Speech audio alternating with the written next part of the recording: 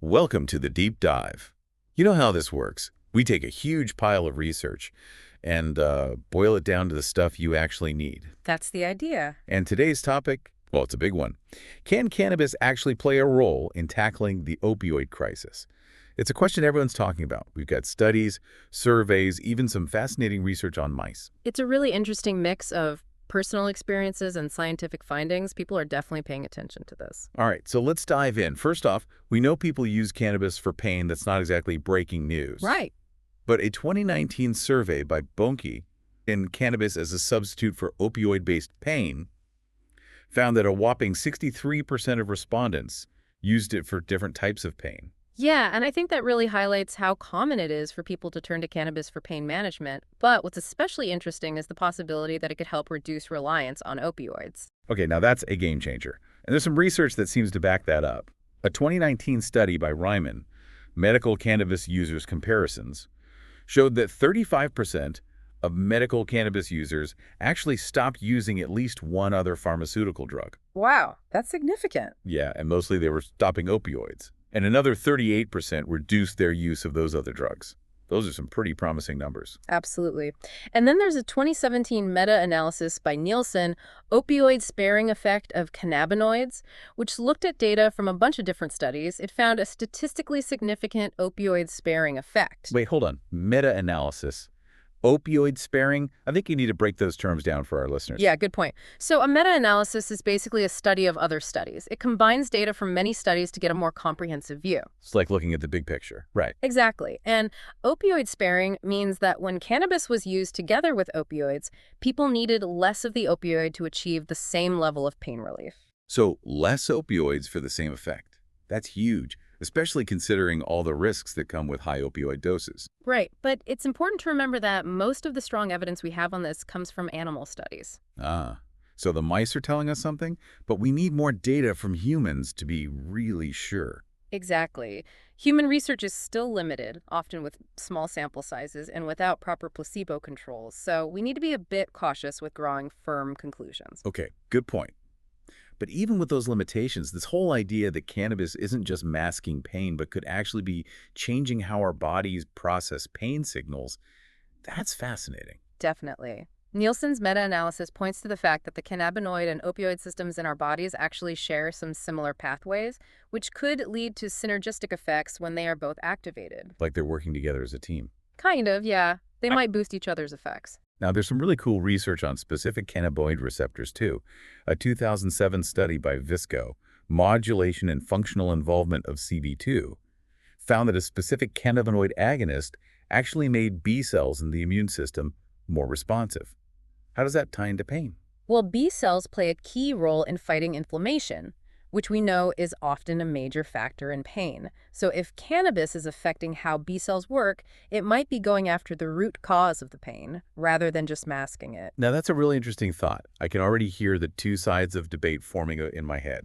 Someone who's skeptical of cannabis might say, hold on, we need more human studies to really prove this. Right. But someone who's more pro-cannabis might point to this and say, see? Cannabis can potentially treat the problem itself, not just cover up the symptoms. And both perspectives have valid points. This is where critical thinking comes in.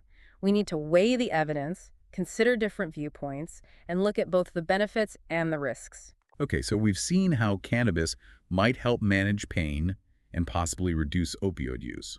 But the million-dollar question is, can it actually help with opioid addiction itself? That's where things get even trickier. We need to be careful here. Cannabis itself can have negative effects, including potential for dependence, particularly with long-term use. Yeah, the 1999 Health Canada document, Adverse Effects of Cannabis, doesn't sugarcoat that at all. Right, but there's also some fascinating research suggesting that cannabis might actually affect the brain's reward system, the same system that gets messed up by opioid addiction. Okay, now that sounds like something out of a sci-fi movie. Tell me more. So a 2007 study by Martin, CB1 knockout mice, suggests that chronic cannabis use might actually make opiates less rewarding. Imagine if that were true in humans. Wow, that would be huge. If cannabis could actually diminish the addictive power of opioids, that would be a major breakthrough. Absolutely. It's a promising area for more research, but of course we can't just assume that what we see in mice will directly translate to humans, and there are potential downsides to consider too. Okay, let's hear about those downsides.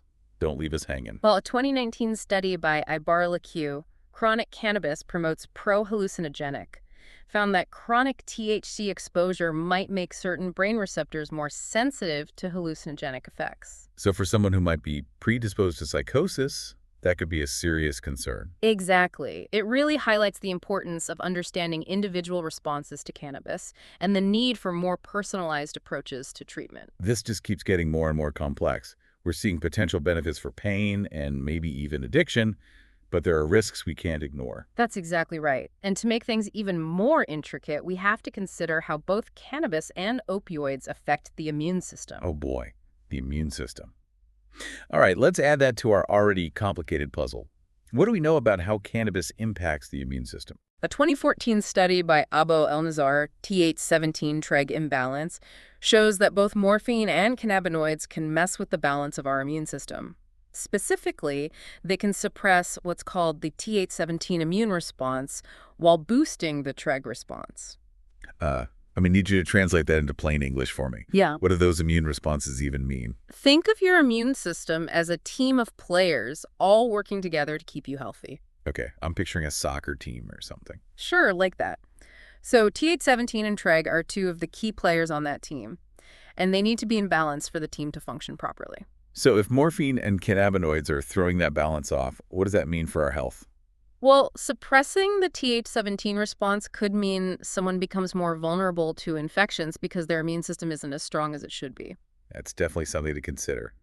It sounds like we might be trading one set of risks for another in some cases. You got it. And this is why personalized medicine is so important. Everyone reacts to cannabis differently, and understanding these interactions with the immune system could be crucial for tailoring treatments to each person's needs. Okay, so we're seeing a lot of potential here, but also a lot of unknowns. It feels like we're just scratching the surface of a really complex issue. Are there any other studies that shed more light on the potential benefits and risks of cannabis in relation to opioid addiction?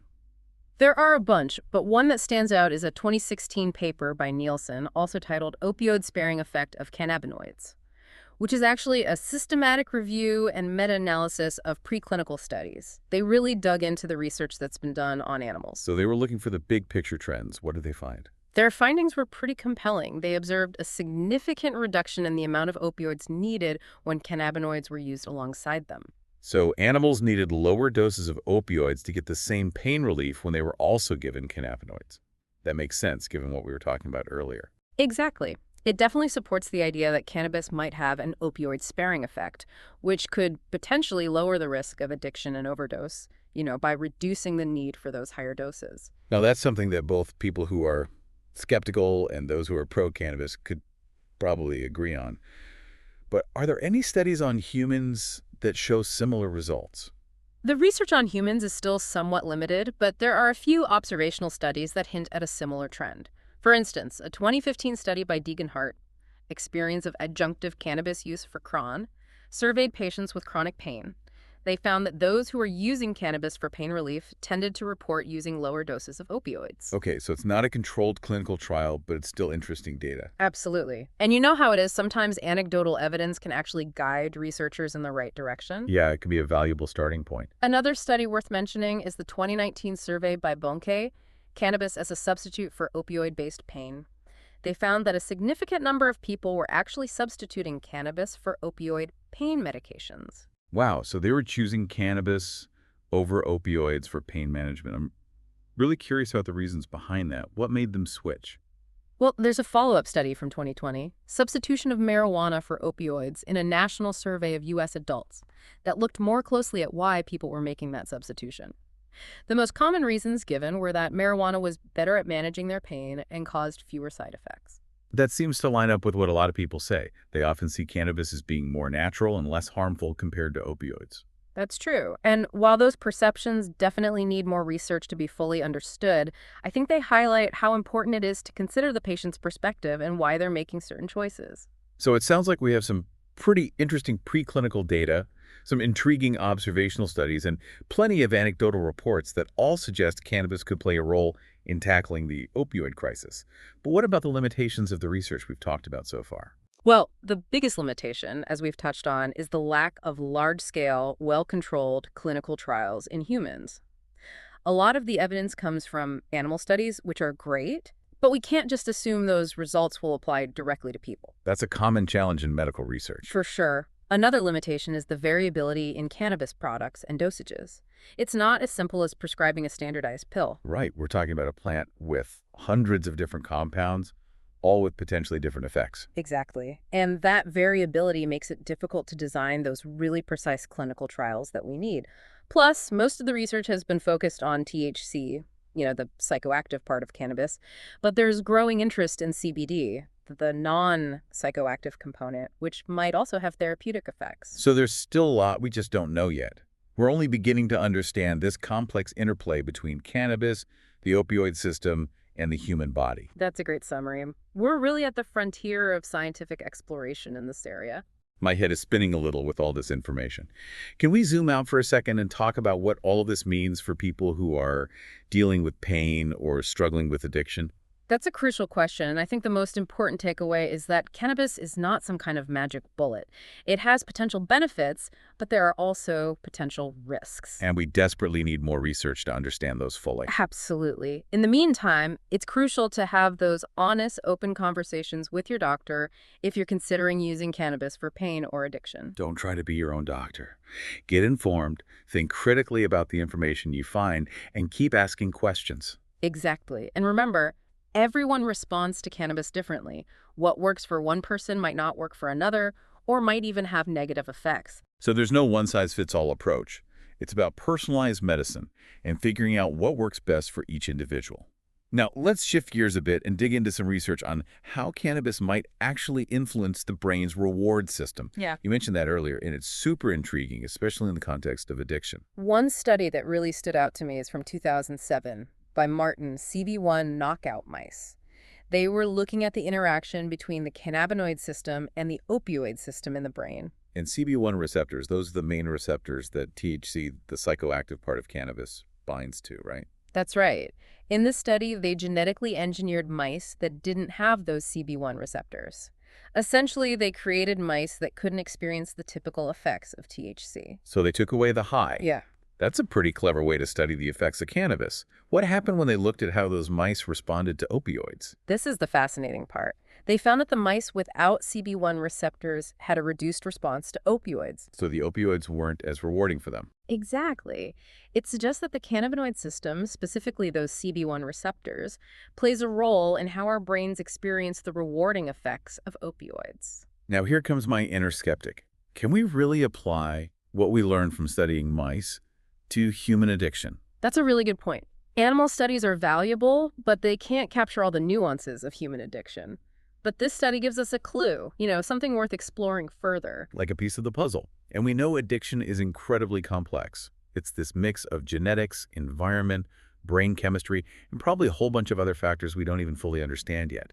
This study suggests that the cannabinoid system might be part of that intricate web. Exactly. And that opens up some really exciting possibilities for developing new ways to treat opioid addiction. Okay, let's imagine just for a second that cannabis could actually reduce those rewarding effects of opioids. How could that work in a practical sense?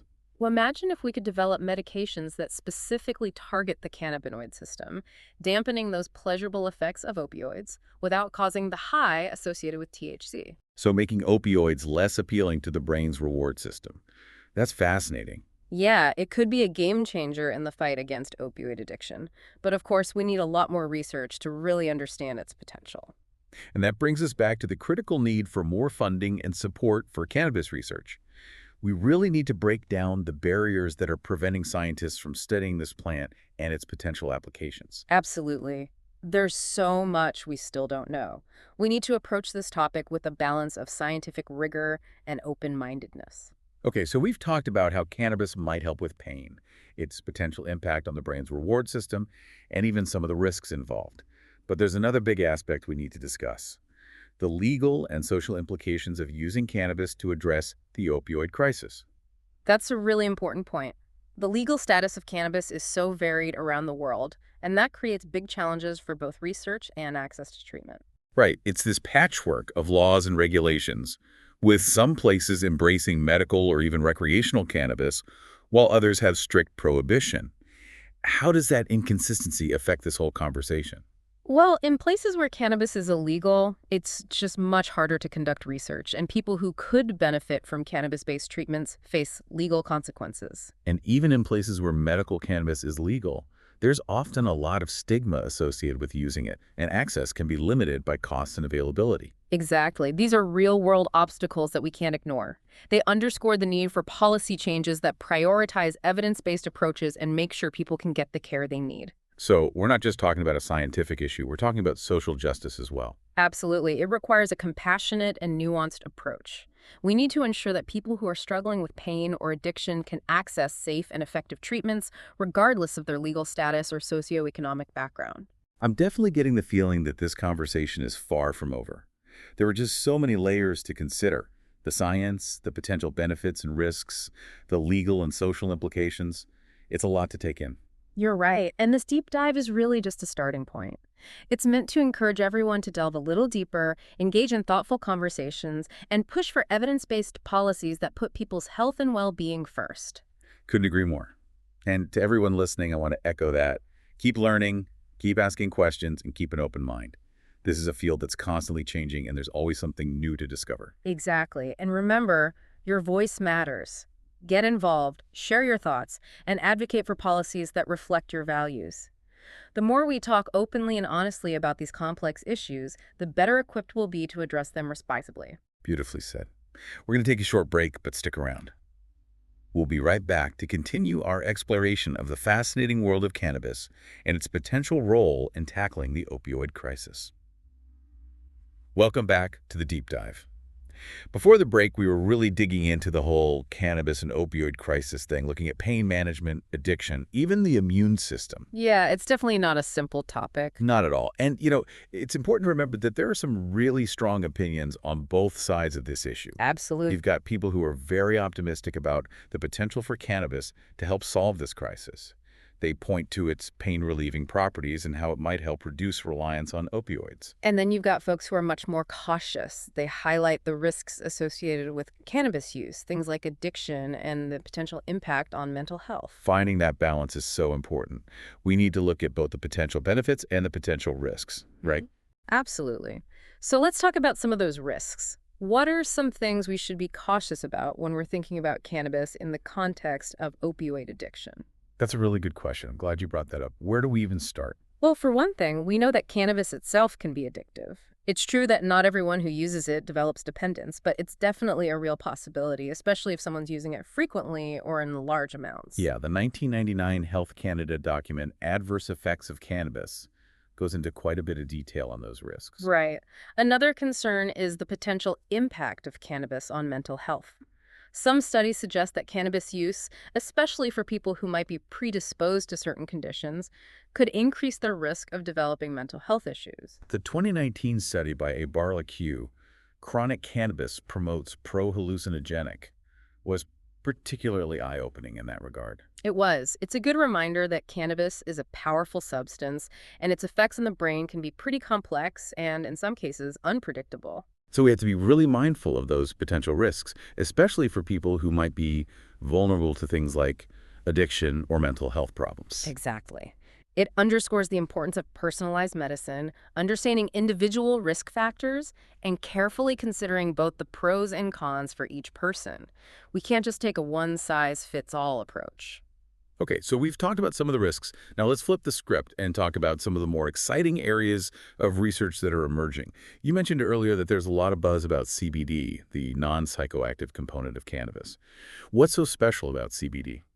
Well, what's interesting about CBD is that it seems to offer some therapeutic benefits without the high that's associated with THC. So you're saying no couch lock and no sudden urges to raid the pantry? Not typically, no. And there's a growing body of evidence suggesting that CBD might be helpful for managing pain and inflammation. And if it's not psychoactive, that means it wouldn't carry the same risk of addiction as THC, right? That's the hope, yes. And that's one of the main reasons why there's so much research focused on CBD right now. It could potentially give us the benefits of cannabis without some of the risks.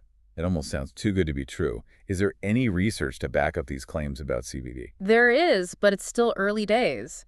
Preclinical studies, meaning studies done on animals, have shown that CBD can reduce pain and inflammation. Okay, so we're back to the mice again. What about research involving humans?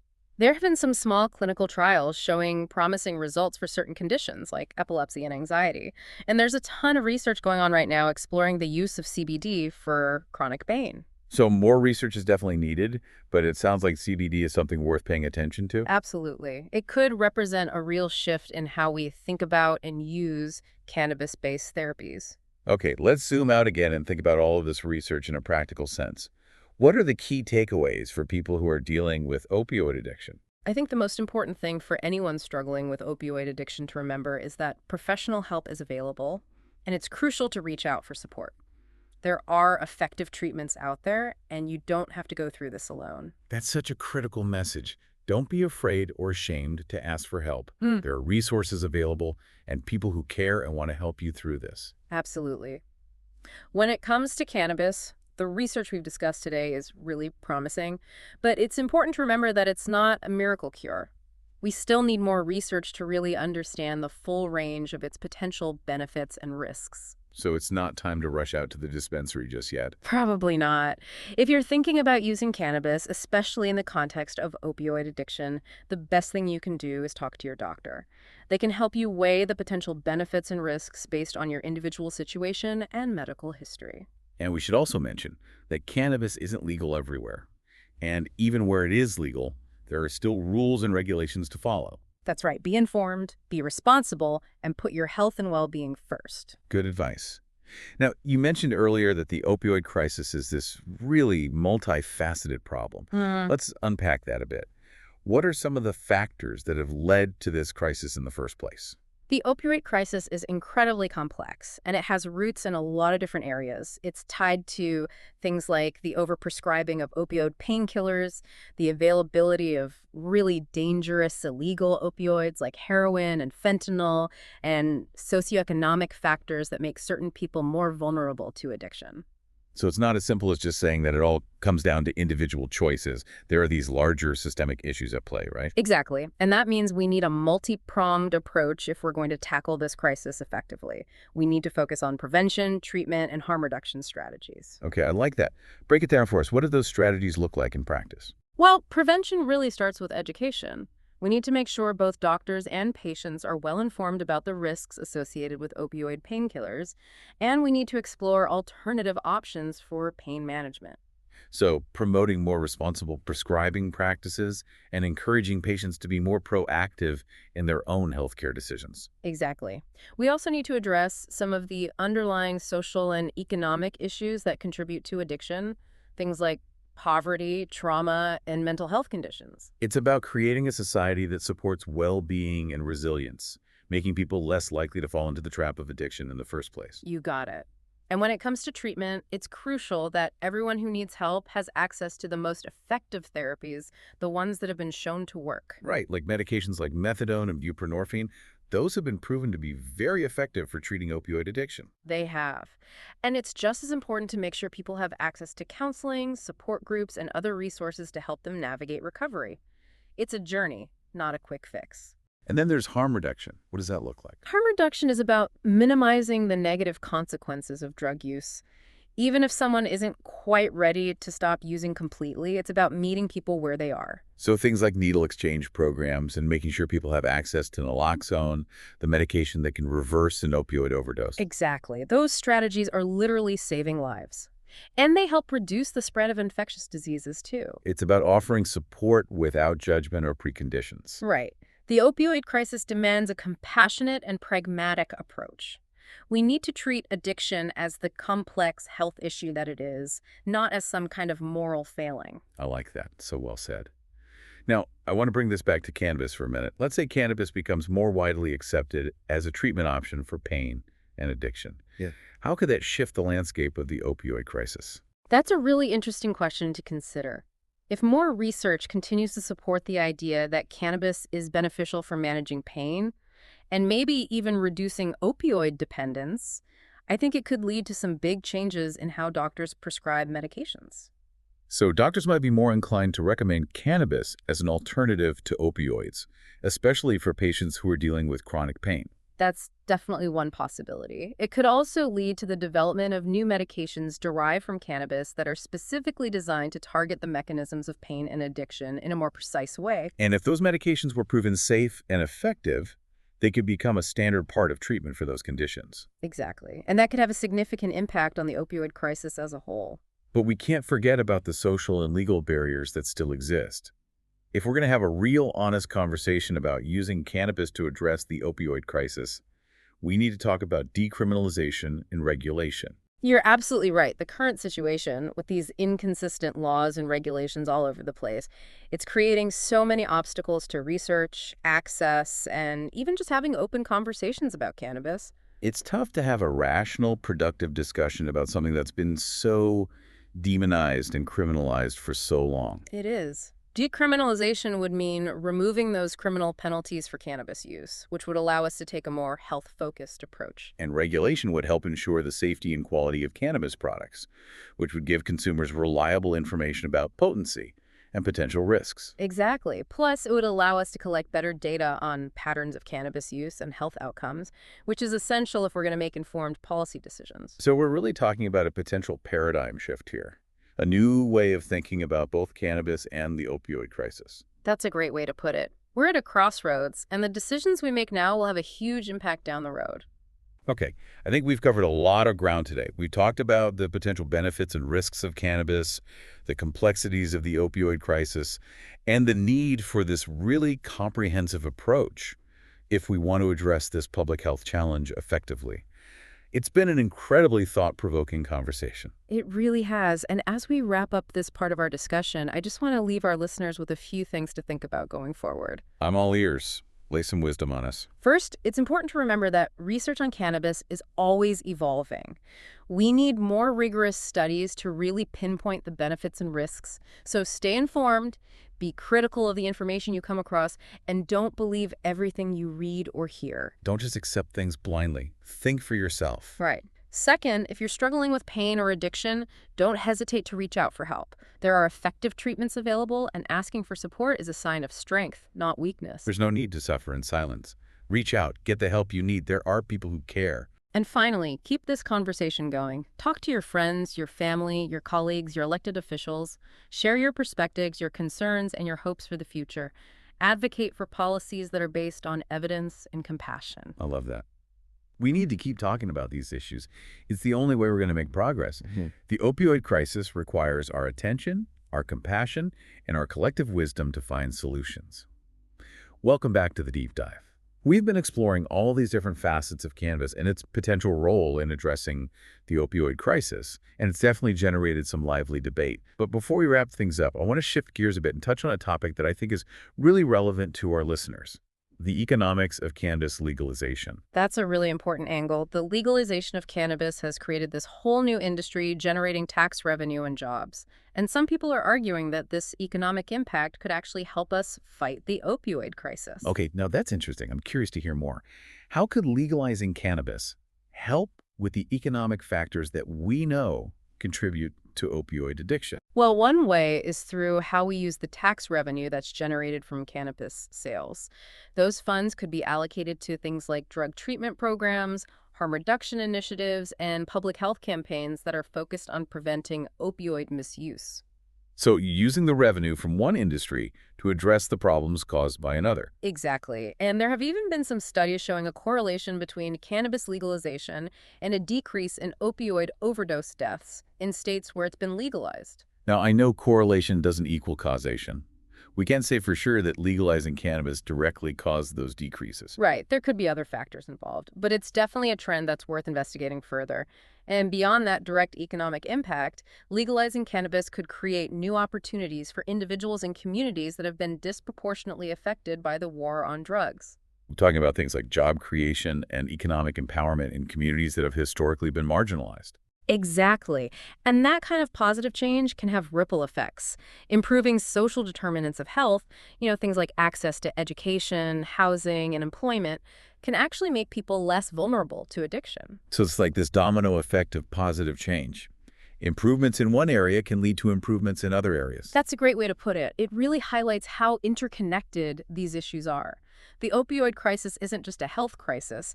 It's tangled up with economic issues, social issues, and justice issues.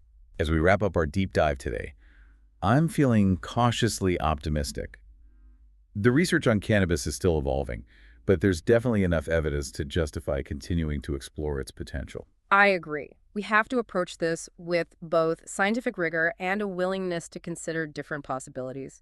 We need to be aware of both the potential benefits and the potential risks. And it's important to remember that there's no magic solution to the opioid crisis. True. It's going to take a multi-pronged approach to address all of the complex factors involved. Absolutely. Prevention, treatment, harm reduction, social justice, economic empowerment, all of these pieces are crucial. And as our understanding of cannabis grows, it might very well become a bigger part of the solution. It might, but it's crucial to remember that cannabis isn't a cure-all. It has potential, but it also has risks. In the end, it's all about giving people the information and support they need to make informed decisions about their health and well-being. That's what it comes down to. It's been a fascinating journey exploring all these different aspects of this issue. I hope it sparked a desire in our listeners to learn more. Me too. And to everyone who's joined us today, remember that knowledge is power. The more we understand about these complex issues, the better equipped we'll be to navigate them responsibly and advocate for positive change. Exactly. The conversation doesn't end here.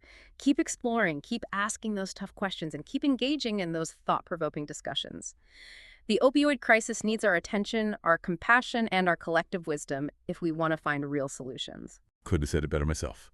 Thank you for joining us on this deep dive into the world of cannabis and its potential role in tackling the opioid crisis. We look forward to exploring more fascinating topics with you in the future.